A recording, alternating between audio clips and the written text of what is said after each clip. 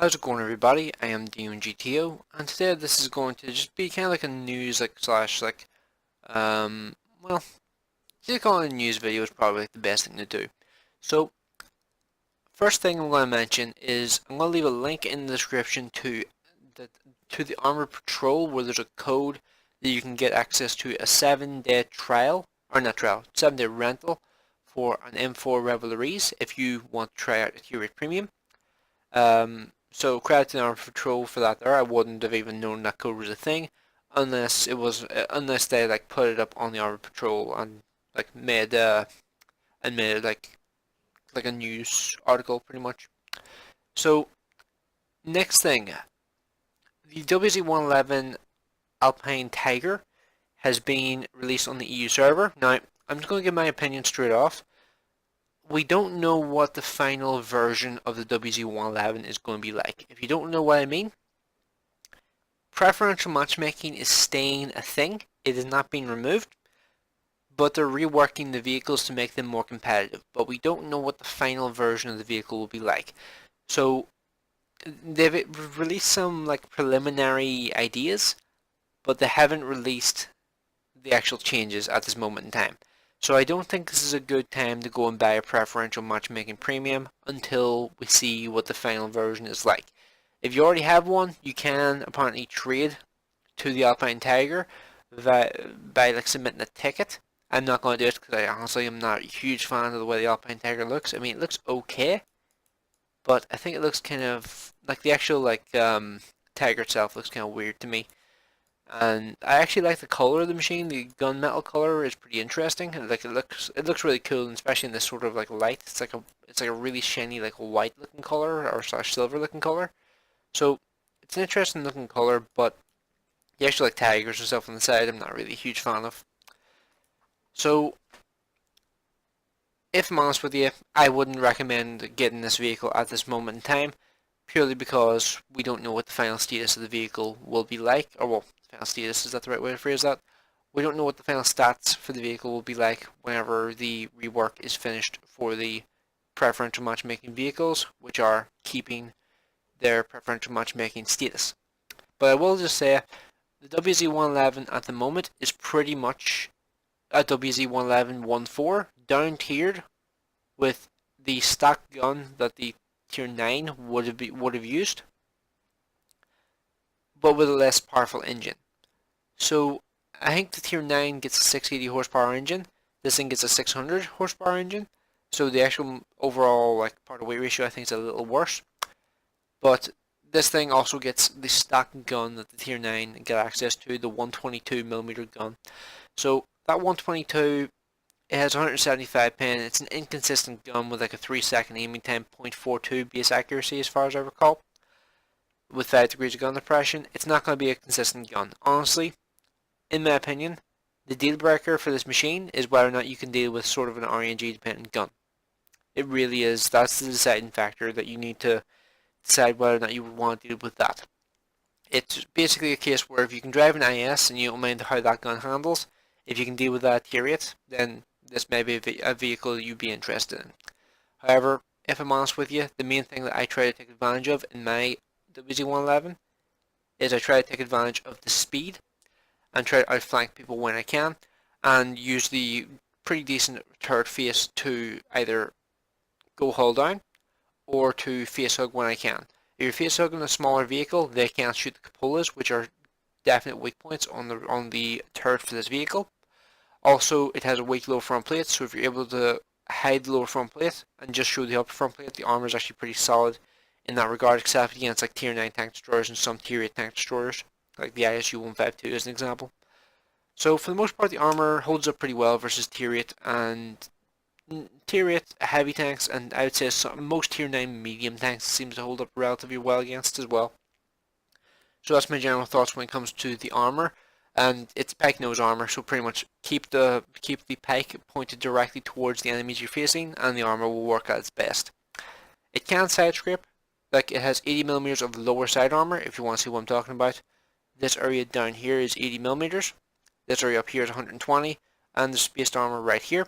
So it can side scrape relatively well, because I believe the tracks are 20mm spaced armor, so that dramatically increases the effectiveness of the side armor. So it's a pretty versatile vehicle and I like it for the most part, but yet again, as I said earlier, the deal breaker is 100% the gun. If you can deal with this sort of gun, you may want to try out this machine. But if you can't, then you would want to avoid this thing. So, yeah, but as I mentioned earlier again, yet again, we don't know what the final version of the WZ-111 will be. We don't know how they're going to change that vehicle when it comes to its stats, because they have decided that they are going to keep the preferential matchmaking. So, because we don't know what the final version will be like, I would recommend caution when it comes to getting this vehicle. So, last thing to talk about is the Eagle 7. Now, I actually do like this thing's model quite a lot. I think it's a really interesting looking vehicle, and I've always been a big fan of how the Pershing looked. I always just thought the Pershing was a really cool looking vehicle. However, the problem with this thing here is I think it gets the stock Pershing engine. And, well, if you've driven the Pershing, you know the Pershing is not a particularly quick vehicle whenever it's stock. Actually, no, it doesn't even get the stock Pershing engine. It gets a worse engine than that. It gets a 500 horsepower engine, which actually, wait, is that the engine the Super Pershing uses? It is. Oh my god, wow, it uses the same engine as the Super Pershing. That's interesting. I'm not sure if I mentioned this earlier. The WZ-111 and the Alpine Tiger, literally exactly the same when it comes to stats. So, yeah, just so you know about that. I'm going to remove them now just to compare these two. Okay, so I'm just going to quickly re-record this section here because I had a bit of a brain fart and didn't take the equipment off the Super Pershing in the comparison tool. So it meant that, well, the Super Pershing was vastly superior according to the stats, even though I was just looking back on it, just being like, huh, that doesn't seem right. And yeah, it wasn't right. That was a bit stupid on my part for like not realizing how much of a difference there was. So, as I mentioned earlier, the gun is still superior on the Super Pershing in comparison to the Eagle 7. It's got better accuracy, same aiming time, but a faster rate of fire. It's important to note these tanks technically have the same matchmaking spread, although this thing can meet tier 5s, this thing here, lowest tier, will meet tier 6s, but both of them will meet maximum tier 9s. So just an important note to mention there. So better accuracy on the Super Pershing, as I mentioned earlier.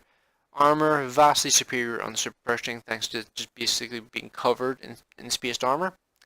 And, well, that spaced armor actually adds about 11 tons of weight, which is significantly more than I thought it was. I thought it was like 6 tons, but nope, it's 11 tons, which is monstrous. Super Pershing also gets 300 extra health because it is a higher tiered vehicle. And I would actually also say that the Super Pershing likely makes more credits because it is a higher tiered vehicle as well. It's a tier 8 premium rather than being tier 7, so it's likely to be able to do more damage in a game. Both of them have the same engine power, but because of the massive weight difference, the specific power on the Super Pershing is significantly worse.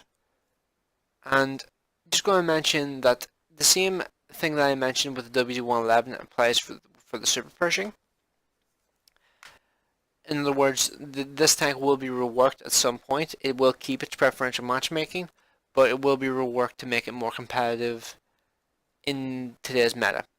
So there is a decent chance that the tank will be improved to be better, well, almost certainly better than its current version. It will likely wind up getting a significantly better engine than the current version that it has. Although nothing's set in stone at this point in time, but I have heard rumors that it'll have about an 11 horsepower per ton ratio, which is a pretty significant boost in the mobility for the Super Pershing. So yeah, that's yet again not set in stone, just a number which I think I remember hearing at one point. So yeah, that's I think everything that I really wanted to go over, like when it comes to the actual in-game itself. And the last thing I can think of that I need to mention is the preloading for patch 1.1. The preloading is available at the moment, so I think all you have to do pretty much, at least this was for me, is you just need to like open up like the Wargaming Game Center. If you open up the Game Center and just like open up World of Tanks, well not open up World of Tanks, literally just show the World of Tanks page, it just starts downloading automatically.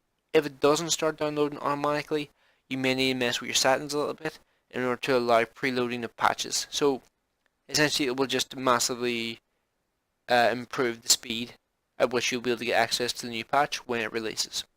So yeah, that was the last thing. Let me know what you guys think of this video in the comment section below, and thanks for watching. I will see you in the next one.